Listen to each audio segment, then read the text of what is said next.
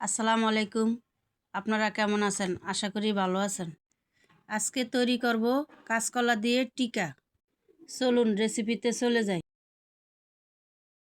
5টি কলা নিলাম, এখন কেটে নিব।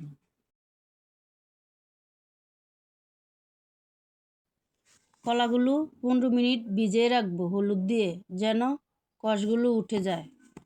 এরপরে ধুয়ে নিব। 1 বাটি ডাল এবং চিংড়ি মাছ নিয়েছি।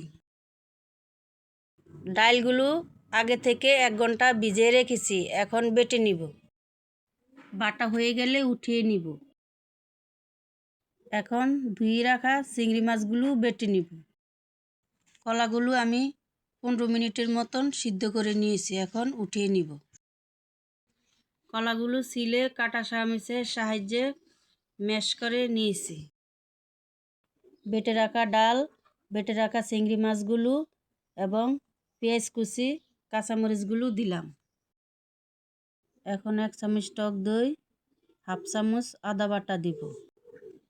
দিয়ে দিব মরিচের গুঁড়া, গরম মশলার গুঁড়া, ধনিয়ার গুঁড়া, হলুদ, জিরা, পরিমাণ মতন লবণ, 1 চামচ তেল দিয়ে মেখে নিব।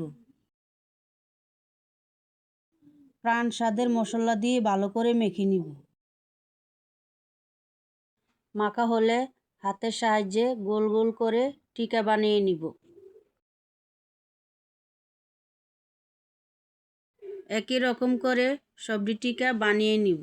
আমার এখানে 5টি কলা থেকে 23টি টিকা হয়েছে। এখন একটি চুলাতে প্যান বসিয়ে তেল গরম করে টিকাগুলো ভাজতে দিয়ে দিব।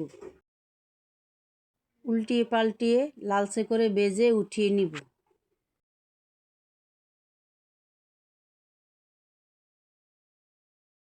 আমি সবগুলো টিকা ভাজবো না, 7-8টা টিকা ফ্রিজে উঠিয়ে রাখবো পরে খাওয়ার জন্য।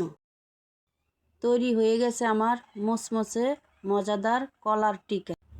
দেখে কেউ বুঝতে পারবে না এটা কাঁচকলার টিকা না মাংসের টিকা। দেখতে যেমন সুন্দর হয়েছে, খেতেও মজা হয়েছে। ভিডিওটি দেখার জন্য অসংখ্য ধন্যবাদ।